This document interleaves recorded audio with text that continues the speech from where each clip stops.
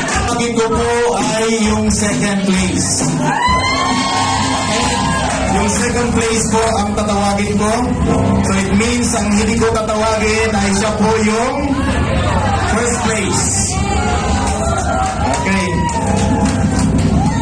Ang second place sa ating pong Thanksgiving this year ay JT.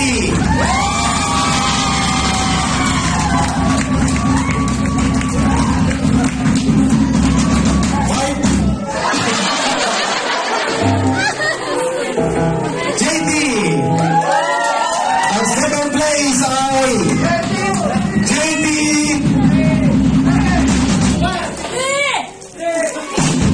Sino sa inyo?